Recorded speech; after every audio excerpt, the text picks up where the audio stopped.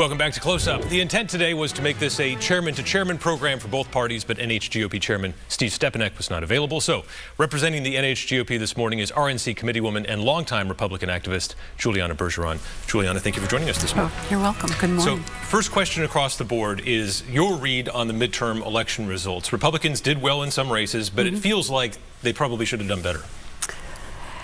I wasn't expecting a red wave anyway, so I wasn't disappointed at all with the turnout from the elections. I mean, here in New Hampshire, I think we did quite well. We, have the Executive Council, the House, the Senate, and the governor. We have one of the best governors in the country, and he led the way on that. Obviously, it would be nice to send some people to Washington, some other people to Washington from New Hampshire, but we should just count our blessings, I think, on what we've done.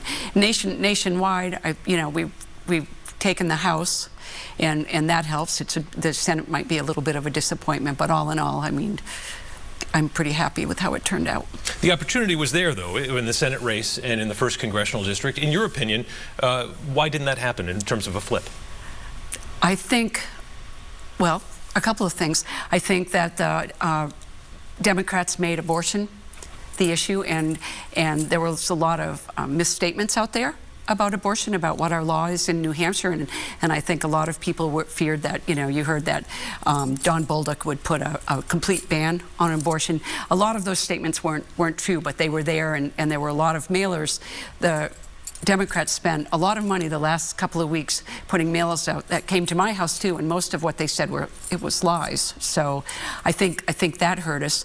I also think that we were going against incumbents, and our primaries too late. And people, we don't know who our candidate is till almost a couple months before the election, and we have to fight for every inch of it after that. And finally, I think that,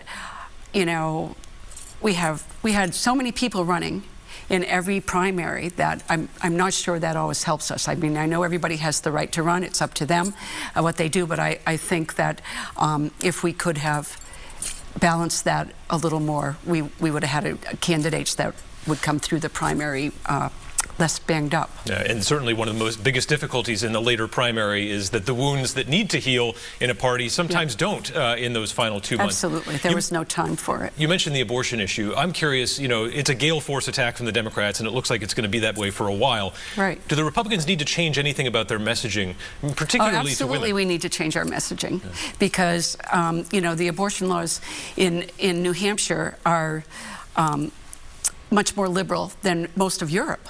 Okay, and really what we're talking about is late-term abortion, and yet I get calls at my office, and other women that I know tell me that no, you can't have an abortion here. The doctor's going to go to jail. I think that we spend too much time on our social media and not enough time watching the news and reading the news, or we'd know, But I also think it's our problem as the party. We need to be clearer about that. It shifted to Social Security. I think that we thought, okay, the shift was to Social Security. We can handle that. But I think we got a lot of young women out there voting against us because of that. They were less concerned about, if you're a student or you're young, you don't have a house, you don't have kids, you're less concerned about inflation and maybe more concerned about that, women's rights. I mean, I'm all for women's rights, but I think our abortion law is pretty liberal already. You mentioned the success stories for Republicans on Election Day. Certainly Governor Chris Sununu is always one of them. He's now in that exclusive club as a 4-term governor. Obviously you can't copy a candidate like Chris Sununu, or they'd come around more often, but what do Republicans need to do to hone in on what it is that makes Governor Sununu successful and try to replicate that in your statewide races? That's an easy question, I think. I think that he is a person who is a Republican, but when he governs for the whole state. He always says, I'm here for the 603, which means sometimes, I once wrote a letter to the editor disagreeing with Governor Sununu, and I disagree with him sometimes, Democrats disagree with him sometimes, but he generally tries to do what's best for the majority of people in the state of New Hampshire. And I think he's very, very good at that, which means that sometimes he's a little further right and sometimes he's in the center. And I know some of our far-right Republicans think he's a little to the left sometimes. But I do think that if our party could come back towards the center a little more and stop re-adjudicating things that are law, have been law for a long time, and move forward. I think the American people need us to learn to compromise again, the way things used to be in Washington, where, you know, everybody wasn't screaming names at each other. There wasn't, you know, it was just better, you know, polite discourse. The 2024 primary is already underway. Former President Donald Trump launched his campaign. As different as the 2016 primary was for Republicans, it feels like this one's going to be even more unique. I think it'll be unique, but I was in Washington for 3 days this week and working on debate committee. And one of the things we made a list of, we think there's probably going to be close to 20, if not 20, candidates again, which at first, when that happened last time, I thought, okay, great, we've got, you know, a president, a vice president, and we also have a whole cabinet if we wanted, but that indeed was not the case. I would rather see a more reasonable number, but again, like our primaries here, they all have the right to run if they want to. And correct me if I'm wrong, I've talked to a lot of Republicans, even those who are very pro-Trump, it seem like they'd like to see a nice wide open primary here and see former President Trump prove himself again in a primary. He would have to prove himself again, don't you think? Well, that's not up to me, but it's up to the Republicans. But it seems like that sentiment is out there. Have to prove himself again. It's not like he's the incumbent now. Now he's just another candidate.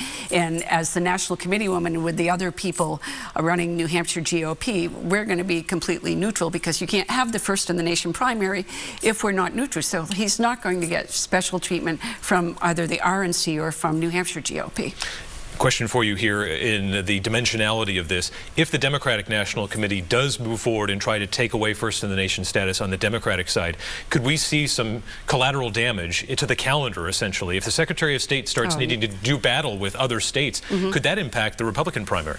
It would impact the Republican primary because the law says we'll move it back and we'll be the first. So I'm confident that we're going to have the first in the nation primary, and that there's probably only one thing that I can see that would change that.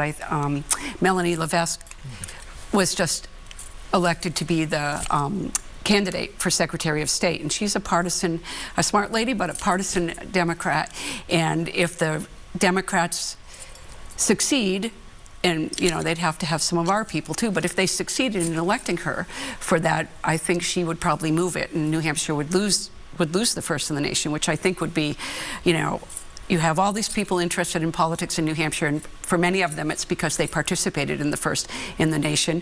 Everybody at the RNC is jealous of New Hampshire because these candidates come to our living rooms. And, you know, there's a lot of good reasons for it to stay New Hampshire, and I would hope that, I would have hoped that our Washington delegation had been more helpful, or will be more helpful if they can, to help us keep it, because it also brings a lot of money and business into New Hampshire. All right. Juliana Bergeron, RNC Committeewoman, thanks so much for your time on Close Up. We appreciate it.